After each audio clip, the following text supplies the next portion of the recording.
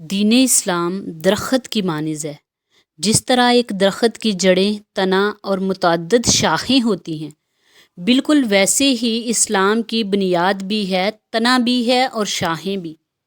اس کی مثالیں قرآن و حدیث اور تفاسیر میں موجود ہیں۔ صحیح بخاری کی حدیث کے مطابق نبی اکرم صلی اللہ علیہ وسلم نے صحابہ کرام سے پوچھا کہ مجھے ایسے درخت کے متعلق بتاؤ جس کی مثال مومن کی طرح ہو اور مومن کی مثال اس درخت کی طرح ہو۔ حضرت عبداللہ بن عمر کہتے ہیں کہ صحابہ اکرام نے بہت سوچا اور میرے ذہن میں بھی آیا کہ یہ کھجور کا درخت ہوگا، مگر میں اکابر صحابہ کی موجودگی میں خاموش رہا۔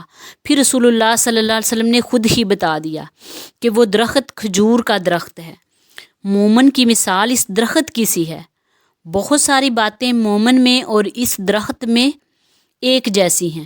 کھجور کا درخت اور اس کی جڑیں بہت مضبوط ہوتی ہیں، یہ سیدھا اوپر کی طرف جاتا ہے، اس پر موسمی اثرات اثر انداز نہیں ہوتے، سردی ہو یا گرمی یہ ہرا بھرا رہتا ہے۔ عموماً آپ نے دیکھا ہوگا کہ عام درخت جب اگتے ہیں ان کے ساتھ اور بھی درخت اس کی جڑوں کے ساتھ اگ جاتے ہیں۔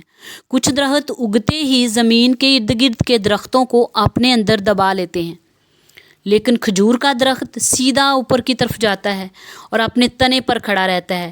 بالکل مومن بھی اسی طرح مضبوط اور پختہ ایمان کا حامل ہوتا ہے۔ مومن پر حوادث زمانہ، موسمی تغیرات، دنیا کے حالات، زمانے کے مد و جزر، غمی خوشی، تنگی اور آسانی اثر انداز نہیں ہوتے۔ وہ ہر لمحے اپنے رب کے احکامات پر عمل کرتا ہے اور اس کی نیت اور ارادہ صرف اور صرف رب کی رضا ہوتی ہے۔ اس کی نظر دنیا اور آخرت کی کامیابی کی طرف ہوتی ہے۔ جس طرح کھجور کا درخت دوسروں کو مغلوب نہیں کرتا، اسی طرح مومن بھی اپنے ارد گرد رہنے والے انسانوں کو نقصان نہیں پہنچاتا بلکہ فائدہ ہی پہنچاتا ہے۔ کیا آپ نے دنیا میں کوئی ایسا درخت دیکھا ہے جس کی جڑیں تو ہوں لیکن اس کا تنا اور شاخیں نہ ہوں، یا ایسا درخت جس کا تنا اور شاخیں تو مضبوط ہوں مگر جڑیں نہ ہوں؟ جی ہاں، ایسا درخت بھی ہے۔ برے نظریات، بری سوچ اور بری باتیں اس کی مثالیں ہیں، جسے قرآن نے شجرہ خبیثہ یعنی خبیث درخت کہا ہے۔ اس درخت کی مضبوط بنیاد نہیں ہوتی، اس کی جڑیں، تنا، شاخیں نہیں ہوتی، بس ایک بیل سی ہوتی ہے۔ بعض مفسرین نے اسے تما کہا ہے، یعنی یہ پنجابی میں اس درخت کو تما کہا جاتا ہے۔ اس سے مراد ہر وہ درخت ہے جس کی کوئی جڑیں نہیں، اس کا تنا اور شاخیں بھی نہیں، مگر اس کا وجود ہے۔ اللہ پاک فرماتے ہیں کل قیامت کے دن اس طرح کے لوگ میرے پاس آئیں گے اور کہیں گے ہم نے بڑی نیکیاں کی، بڑے اعمال کیے۔ اللہ فرمائے گا میں نے پہلے ہی دنیا میں اپنے تمام نبیوں کی زبانی اور اپنی کتابوں میں واضح طور پر کہہ دیا تھا کہ ایمان کے بغیر تمہارے عمل چاہے وہ ظاہری ہوں چاہے وہ باطنی ہوں، بکھرے ہوئے تنکوں کی طرح خش و خشاک کر دیے جائیں گے۔ وہ اعمال دنیا کے اندر ہی ختم ہو جائیں گے، ان کا کوئی وجود نہیں۔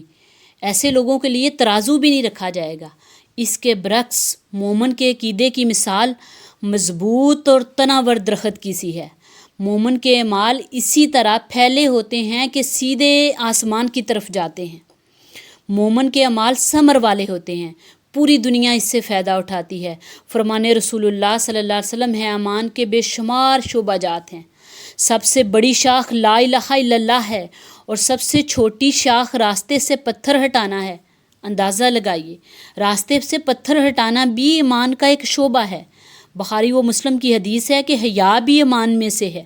ایمان والا بندہ حیا کا پیکر نظر آتا ہے۔ حدیث ہے پاکیزگی نصف ایمان ہے، سوچ کی پاکیزگی، فکر کی طہارت نصف ایمان ہے۔ اس نصف ایمان کو وہی لوگ اختیار کریں گے جو مسلمان ہیں، مومن ہیں، جو 5 وقت نماز پڑھیں گے۔ نبی اکرم صلی اللہ علیہ وسلم نے اپنے صحابہ سے پوچھا، کسی شخص کے گھر کے سامنے سے نہر گزرتی ہو اور اس سے 5 وقت اپنے آپ کو دھوئے، کیا اس کے جسم پر کوئی میل کچیل رہے گی؟ صحابہ کرام نے فرمایا نہیں یا رسول اللہ۔ نبی مکرم صلی اللہ علیہ وسلم نے فرمایا یہ ایک مومن کی نشانی ہے۔ بخاری و مسلم میں ابن ماجہ کی ایک حدیث ہے کہ سادگی ایمان کا حصہ ہے، رہن سہن میں طرز بدوباش میں بھی سادگی، گفتگو میں بھی سادگی، یہ ایمان کا ایک حصہ ہے۔ کسی سے وعدہ نبھانا، ایفائے عہد کرنا، یہ بھی ایمان کی ایک شاخ ہے۔ جو امانت میں خیانت کرتا ہے اس میں کوئی ایمان نہیں۔ ایمان کے آداب ہیں۔ ایمان کا پہلا ادب یہ ہے کہ دائرہ اسلام میں داخل ہونے کے بعد زندگی کو ایک مکمل اکائی اور ایسا کل سمجھا جائے کہ جس کے اجزاء ایک دوسرے سے جدا نہیں ہوں۔ ایمان کے زبانی اقرار اور دلی تصدیق کے بعد مومن کے لیے لازم ہے کہ وہ اپنی زندگی کے احوال پر اسلام کو اس طرح حاوی کر لے کہ زندگی کا کوئی گوشہ ایسا نہ رہ جائے جس پر کفر کی پرچھائیاں پڑی رہیں۔ اسلام میں داخل ہونے کے بعد ہرگز نہیں ہونا چاہیے کہ اس کا ایک حصہ ایمان اور دوسرا کفر سے عبارت ہو۔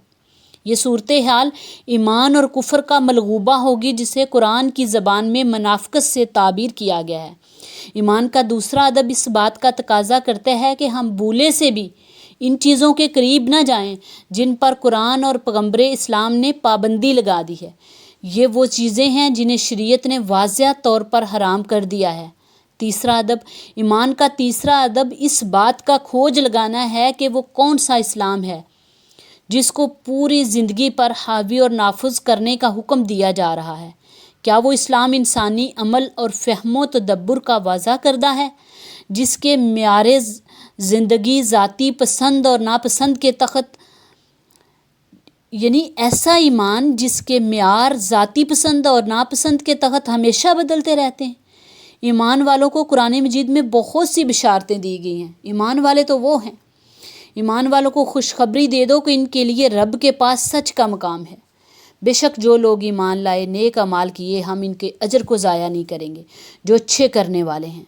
ارشاد ربانی ہے، بے شک جو لوگ ایمان لائے اور اچھے اعمال کیے ان کی مہمانی کے لیے فردوس کے باغات ہیں۔ بے شک اللہ ایمان والوں کو اور نیک اعمال کرنے والوں کو ان باغوں میں داخل فرمائے گا جن کے نیچے نہریں جاری ہیں۔ ان باغوں میں سونے کے کنگن اور موتی پہنائے جائیں گے اور جنتیوں کا لباس ریشم کا ہوگا۔ اور ایمان والوں کو خوشخبری دے دو کہ ان کے لیے اللہ کا بڑا فضل ہے۔ یاد رکھیے، جس طرح نیک اعمال سیدھے آسمان کی طرف جاتے ہیں اسی طرح مومن کی روح بھی سیدھی اوپر جاتی ہے۔ فرشتے پوچھتے ہیں کہ یہ پاکیزہ روح کس کی ہے؟ بتایا جاتا ہے کہ یہ فلاں نیک بخت کی، جس پر آسمان کے فرشتے دروازہ کھولتے ہیں۔ اسی طرح دوسرے تیسرے آسمان پر، یہاں تک کہ 7ویں آسمان پر علیین کے پاس لے جاتے ہیں۔ اللہ ہمیں اعمال بد سے بچائے اور بد روح کے حامی لوگوں میں شامل کرنے کی بجائے پاکیزہ اعمال اور پاکیزہ روح والا انسان بنائے جس کے لیے دنیا آخرت میں کامیابی کی بشارتیں سنائی گئی ہیں۔ آمین رب العالمین۔